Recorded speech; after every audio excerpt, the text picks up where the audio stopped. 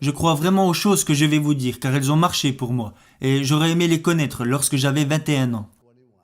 Il n'y a que 3 règles que vous devez suivre. La vie n'a pas à être compliquée. Nous nous compliquons trop la vie. Je vais faire 5 suppositions sur les personnes présentes dans cette pièce aujourd'hui. Je suis prêt à parier que vous voulez réussir votre vie professionnelle.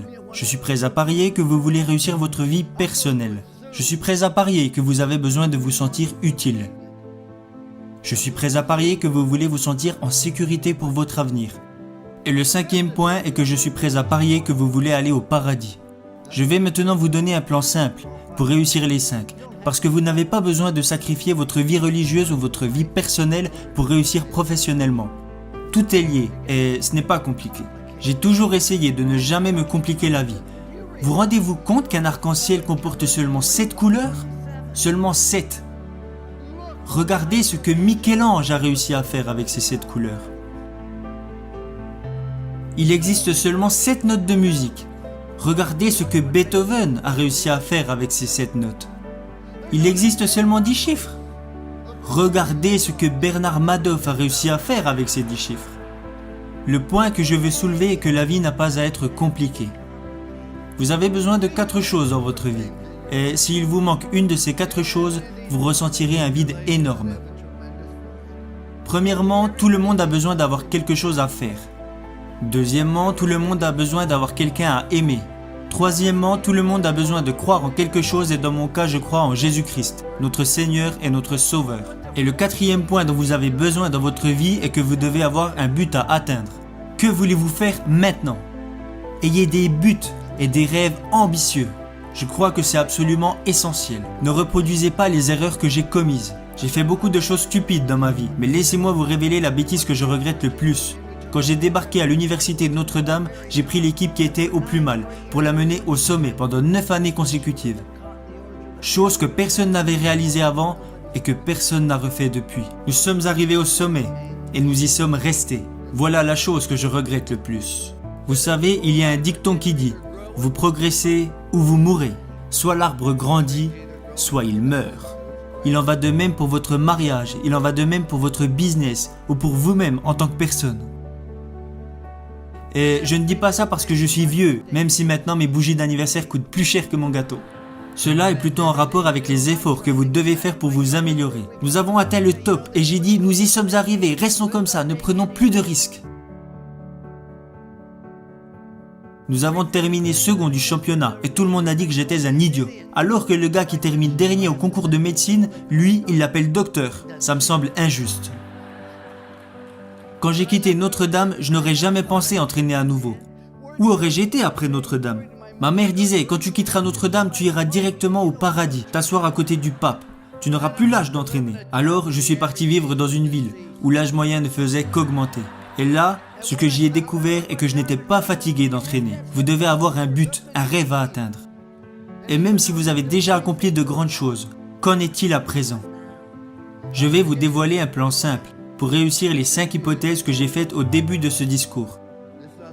Je crois vraiment aux choses que je vais vous dire car elles ont marché pour moi et j'aurais aimé les connaître lorsque j'avais 21 ans. Il n'y a que 3 règles que vous devez suivre. Règle numéro 1, faites ce qui est bien. Faites le bien, évitez le mal et si vous avez un doute, regardez dans la Bible. Je ne crois pas que c'est bien de retrouver le portefeuille d'un coéquipier avant même qu'il l'ait perdu. Ça s'appelle du vol, mon garçon. Je l'ai trouvé, oui, mais il ne l'avait pas encore perdu. Faites ce qui est bien. Il n'y a jamais de bon moment pour faire de mauvaises choses. Et il n'y a jamais de mauvais moment pour faire de bonnes choses. Faites le bien et soyez honnête avec vous-même. Jeunes gens, profitez de la vie, amusez-vous. Vous allez avoir des problèmes, vous allez rencontrer des difficultés. Ça fait partie de la vie. Ce n'est pas parce que vous êtes diplômé que vous n'aurez pas de problème. Et ne racontez pas vos problèmes à tout le monde. Savez-vous que 90% des personnes n'en ont rien à faire ? Et les 10 autres pourcents sont contents que vous les ayez, alors vous feriez mieux de les garder pour vous. Vous allez avoir des problèmes, alors amusez-vous dans tout ce que vous faites. Et si vous aimez vraiment ce que vous faites, les gens prendront du plaisir à être à vos côtés. À chaque fois que je me réveillais les jours de match, je me disais « Aujourd'hui sera une journée incroyable ». Et je le pensais vraiment, car si vous aimez vraiment ce que vous faites, les gens prendront du plaisir à être à vos côtés.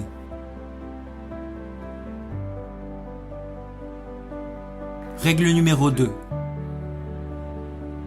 Faites du mieux possible avec les capacités que vous avez et le temps qui vous est donné. Vous savez, tout le monde n'a pas les capacités d'être en équipe première.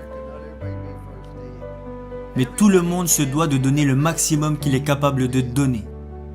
Si vous voulez échouer, alors vous avez le droit d'échouer. C'est ça qui est génial dans ce pays. Vous n'avez pas le droit de faire échouer les autres si vous n'exploitez pas au mieux vos capacités. Vous avez mis un enfant au monde. Vous avez un business. Vous avez rejoint une équipe. Vous avez des obligations et des responsabilités envers d'autres personnes.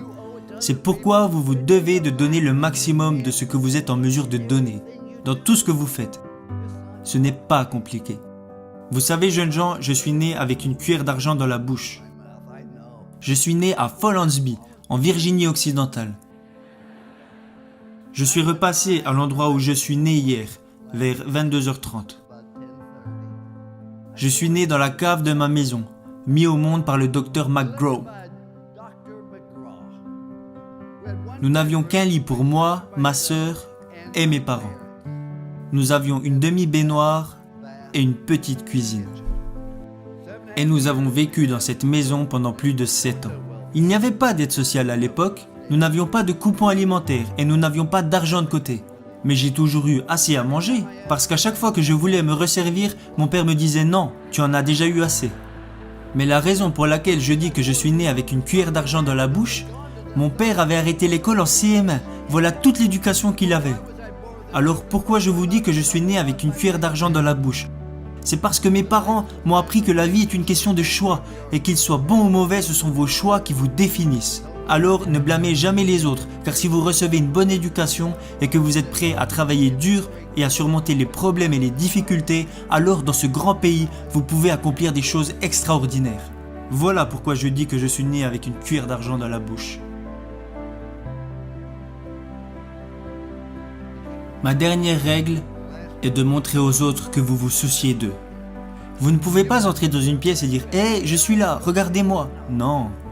Dites plutôt « Je suis là, comment puis-je vous aider ?» Ce n'est pas si compliqué. Souciez-vous sincèrement des autres, car vous pouvez impacter la vie de chaque personne que vous rencontrez par un sourire, un mot gentil ou un encouragement. Parce que vous voyez, quand vous faites de bonnes choses, les gens seront toujours plus à même de vous faire confiance. Ma femme et moi, nous sommes mariés car nous avons trouvé cette confiance en nous, et nous ne l'avons jamais perdue. Le seul moyen de vous faire confiance est de faire des choses bien. C'est ce que Dieu veut que nous fassions. Faites de bonnes choses. Le second point est de faire le maximum avec les capacités que vous avez, parce que quand les gens apprendront que vous vous êtes engagé à viser l'excellence, ils auront envie de vous suivre. Aidez les autres et souciez-vous d'eux. Parce que beaucoup d'entre vous vont avoir du succès et gagner beaucoup d'argent. Mais quand vous mourrez à la fin, à quoi vous servira-t-il ? Mais heureusement, beaucoup d'entre vous vont plutôt choisir de devenir signifiants. Être signifiant, c'est quand vous aidez les autres personnes à réussir. N'est-ce pas là vraiment le but de la vie ?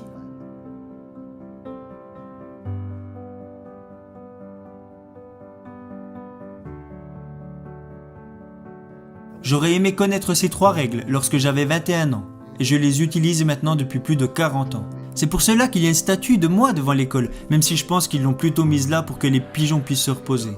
Mais si vous la regardez bien, il y a 3 mots inscrits au pied de cette statue. Confiance, engagement, amour.